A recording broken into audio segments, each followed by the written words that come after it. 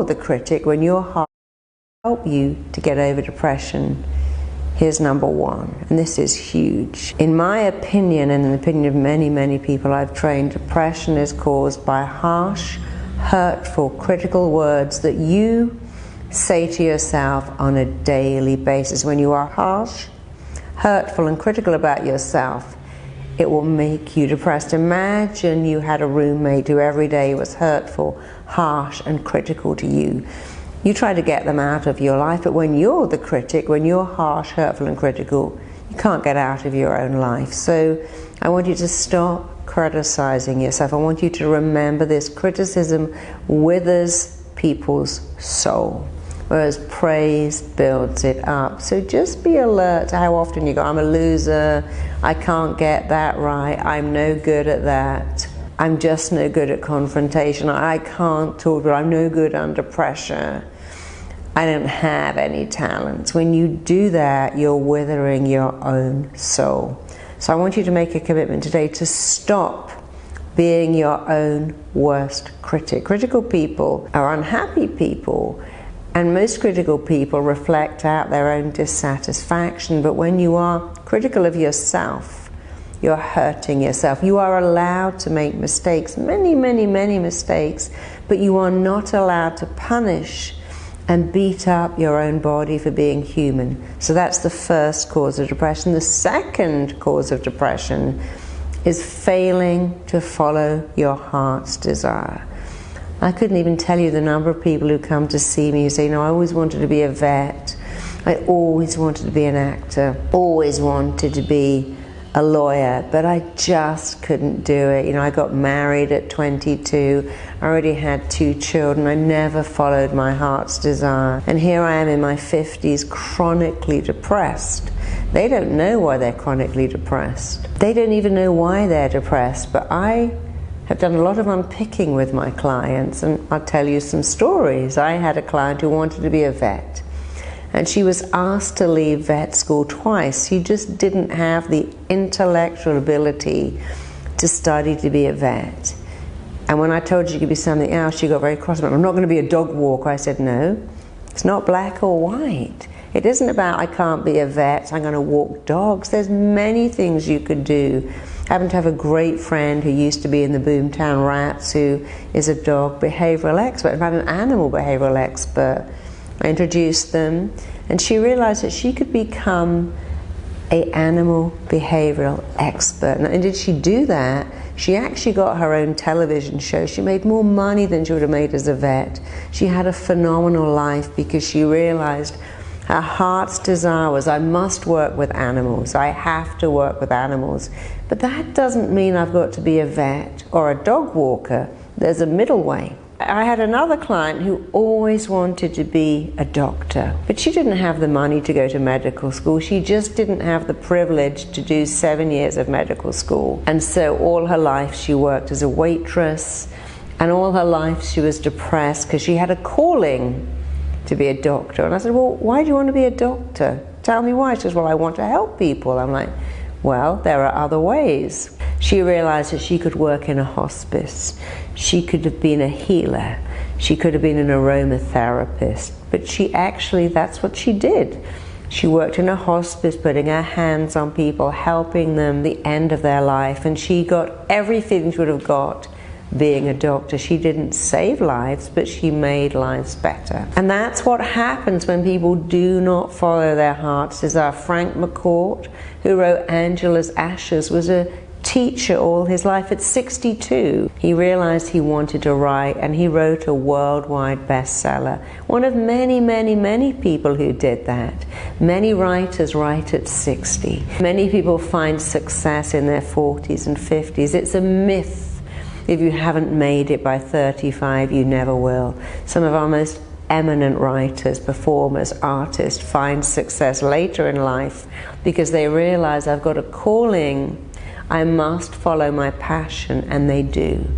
My grandmother always wanted to work in the theater. She didn't, but she was a dresser.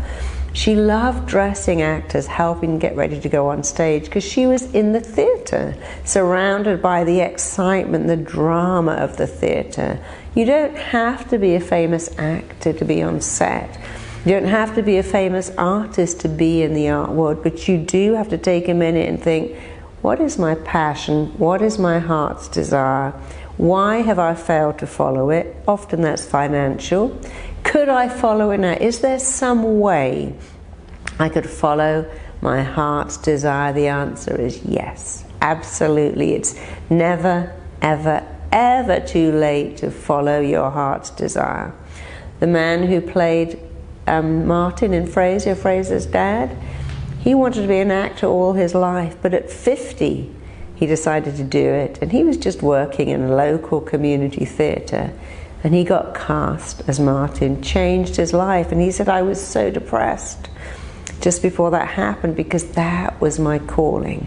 You have a calling, you have a heart's desire, you need to follow it.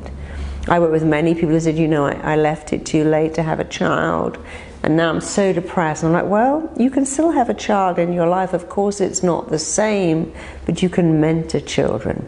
You can sponsor children in orphanages. There's always a way to get into your life. Maybe you've always wanted animals, but you can't have them because your apartment doesn't allow it. You can still look after other people's animals, walk older people's animals. It's not black or white. Look outside the box. Please follow your heart's desire, because it will stop depression in its tracks. Here is a third major cause of depression, and it's another biggie: being disconnected. It is wired into our DNA.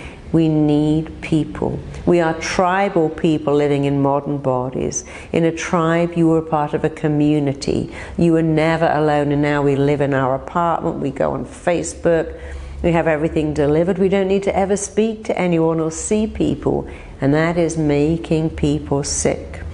I go to Africa a lot, and there's intense poverty there, but strangely enough, very little depression, because they have communities. The more of a community you have, the less depression you have.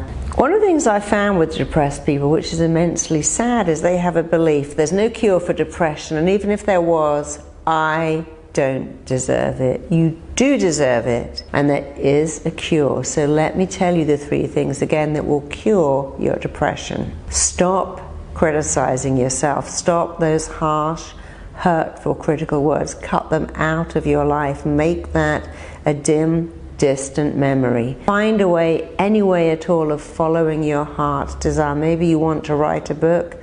You can still write a book. You can write for a local paper.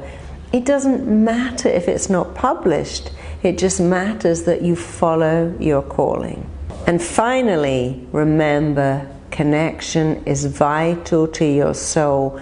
People need people. You need a community. You need a tribe. And you can find a tribe. And you can actually start finding a tribe here. I want you to go into the comments and talk about how you avoid stuff. I want you to talk about the things you find it the hardest to do, because you have to do what you don't want to do. When you don't want to exercise, exercise. You don't want to eat healthy food, make healthy food. You don't want to go out and talk to someone or even have people around because they expect something from you. You've got to do that anyway.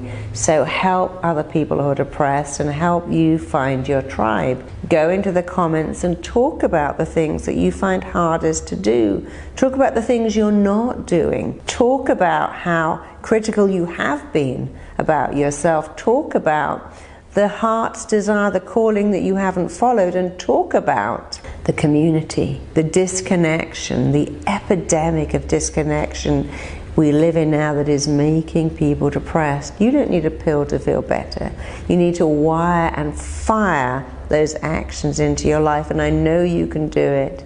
I've worked with people who are suicidal, whose life has changed immensely. And that doesn't mean, of course, that some people aren't helped by medication.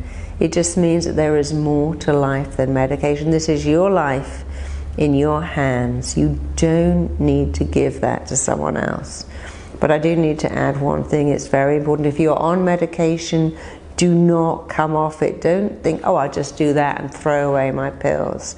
The side effects of coming off antidepressant medication as something that you need to go through with a physician, with a doctor. So if you're on medication, please don't give it up. You can give it up over time, but there's a way to do that. So in the comments section, I want you to share your heart's desire. Share your calling. Share the thing you haven't found, because by sharing it, you're probably going to find it. You can do these 3 things. They will change your life, I promise. Thanks for tuning in.